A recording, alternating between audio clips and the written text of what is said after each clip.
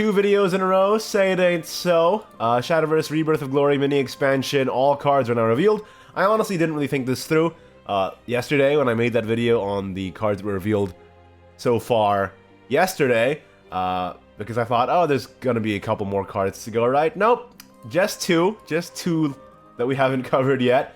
So let's talk about those, and then I suppose we'll give our thoughts on the mini expansion as a whole. Who are the winners, we thinking? Who are the losers of the mini expansion? And what our thoughts on the entire little set here is. So, the final two here, Levi, accomplished mage. I like how they're just getting all the ages of Levi, you know, we got Master Mage Levi, we got Time Worn Mage Levi. This is Levi, I'm assuming a bit younger than Master Mage, he's just an accomplished mage this time. Eventually we're gonna have a Levi card for every year of his life, and I cannot wait. So it's a fanfare, deal X damage to enemy follower. X equals 2 times the number of allied amulets in play, so obviously this is meant to work with Earth rights, or other Earth essences, or Earth sigils, I guess is the proper term. There's a lot of terms for it. Dirt, it's meant to work with dirt, so you'd have a bunch of dirt on the field, then you'd play this and it'd be a pretty good removal option on form. And then the evolve effect here is that you Earth right and you draw a random Earth sigil and a random card with Earth right from your deck. So you essentially have a 2-for-1 card on an evolve turn that also draws you 2 cards. Of course, it's dependent on how many Earth sigils you can have on the board, but I think it's a pretty interesting option for that kind of deck. Not sure if the burn style really needs this, although it could be okay, you know, insofar as you can use this to deal with the follower instead of having to use your burn spells to deal with the follower in a tight pinch, because sometimes that does happen when you have to survive the turn before you can actually get lethal damage, so you have to use your Verdict Rituals or whatever on enemy followers. This could be a more efficient way to be able to contest on board, saving some resources in hand, and also just drawing through your deck a little bit better for that kind of thing. Interesting tool for Earth right decks. I do think that in the future it'll probably be something to consider more of. Right now for Runecraft in general, I don't think this is going to push Earth right Rune over the edge in terms of being played more than, say, Spell Boost or Machina, but it's a good first step. And finally, the card I really want to talk about here, the last card that is yet to be discussed on this channel from the mini expansion, it's the new Shadowcraft legendary Lara Soul Taker. So it's a retrain of Little Soul Squasher of all cards, and it's a bit buffed up now. 4/4/4.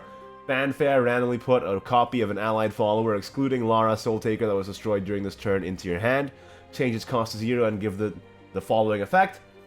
Destroy this follower at the end of your turn. So at first, I thought that this was like, what is this? It's going to be inconsistent. You know, you got to get something that you want with the last words to live on 3 or 4, whenever you the turn before you play this, and you have to trade it in and then play this. Like, what's that all about? Or you could get it so that you just get something and then, say, Sonata it to remove the negative effect. So you can just get this to have a 0 play point giant beat stick. But that's still going to be weird on curve. But then I thought about it a little bit, and isn't Burial Rite destroy? Like, Burial Rite destroys a follower, right? So you could, like, correct me if I'm wrong, but couldn't you do, like, a turn 6 Cocytus with, what's the card? Mistress of Death? Accelerate? You Burial Rite the Cocytus, and then you play Lara, and then you play the Cocytus for 0 on turn 6.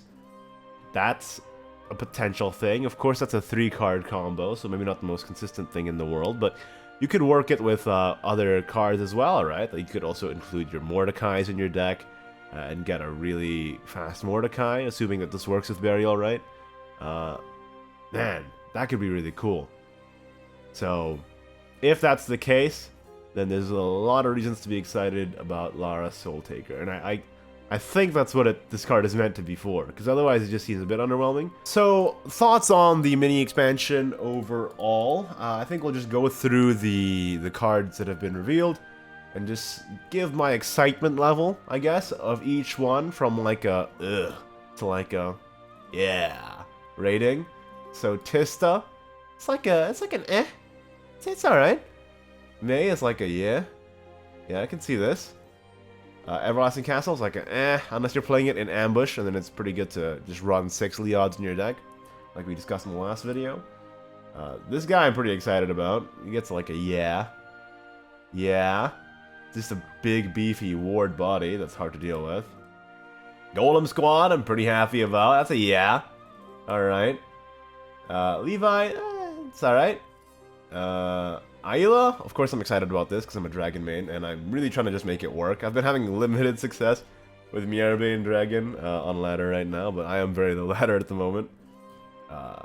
Ian, I'm pretty excited about because of the Adele Jealous Dragon being a pretty cool way to clear stuff, and the fact that the newlyweds can also bounce Ayla, as somebody in the comments pointed out last time. On turn 7 you play Ayla, you play Ian, then you go into turn 9, and then you can evolve the Ayla to get the Devoted Dragon, so that's an interesting way to get these two cards to work together.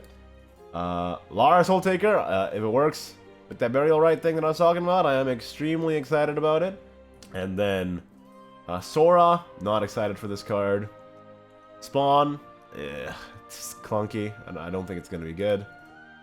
Watch me eat my words on that. First day, I'm going to lose to Spawn, guaranteed, now that I said that, of course.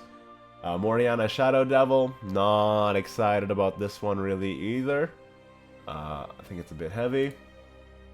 This guy I'm really excited about, especially in the future, if you can run this with like an Amulet Aggro Elysian Saint Hairs deck. Lelia, yes! Yes, I love Doomsayer.